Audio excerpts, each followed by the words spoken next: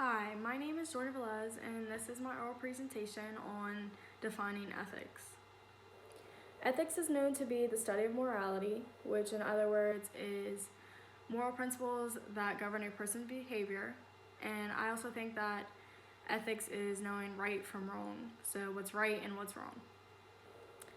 In ethics, there are 4 types, which include descriptive, metaethics, normative, and applied ethics. Descriptive is a scientific study of moral beliefs and practices.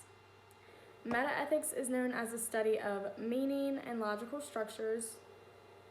Normative ethics is known as a study of principles, rules, and theories that may guide our judgments or actions.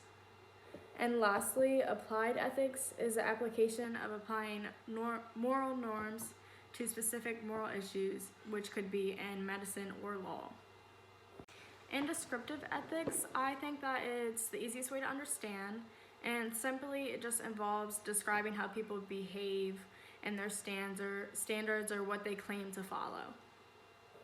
In normative ethics, a conclusion is usually drawn from an observation, so it's simply going to be what's wrong in a society versus what's right in a society.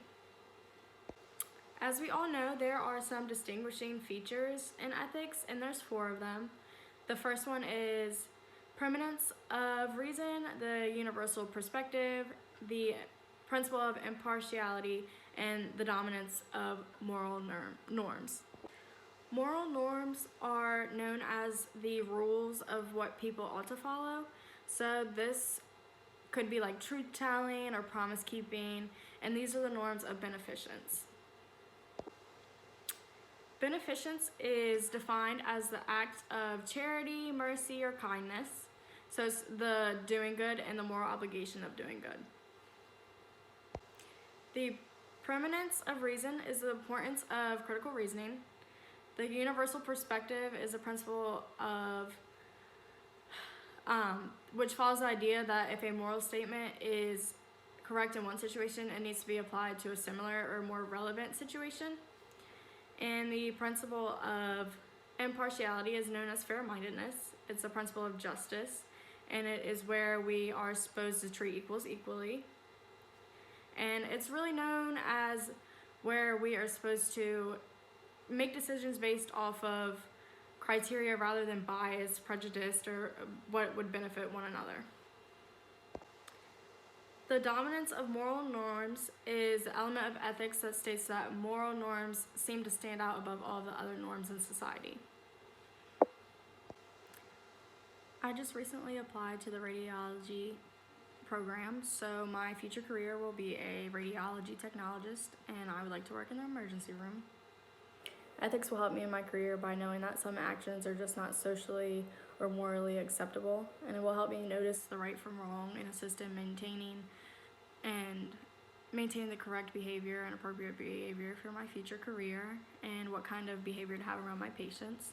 I think that it can help me understand things and help my patients out with beneficence and things like that.